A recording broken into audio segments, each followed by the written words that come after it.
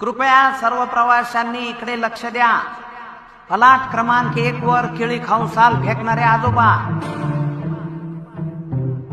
जेवणाचा डबा धुवून पाणी फेकणाऱ्या आजी, सातारा कोल्हापूर गाडी जवळ चिप्स खाऊन रिकाम पाकिट फेकणारा शाळकरी पोऱ्या, आणि फलाट क्रमांक 3 वर पुडी खाऊन थुंकणारे युवा नेते, आणि एकूणच छान प्रवास करायचा सोडून कचरा करायला आलेल्या सर्व मंडळींनी ध्यान देऊन ऐका। आता डोळे उघडायची वेळ आलेली आहे।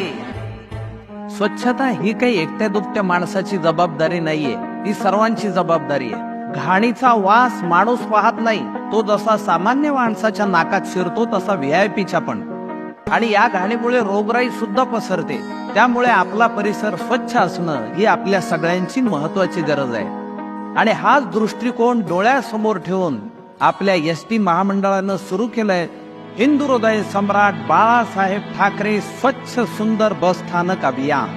आणि याच अभियानाअंतर्गत शहरी, निमशहरी आणि ग्रामीण असे वर्ग करून त्याच्या स्वच्छतेची जबाबदारी आपल्या सगळ्यांवर सोपवलेली आहे।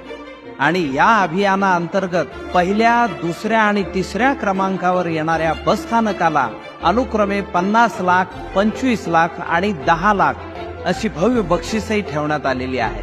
हे केवळ अभियान नाही, ही एक मोठी चळवळ करायची। स्वच्छ सुंदर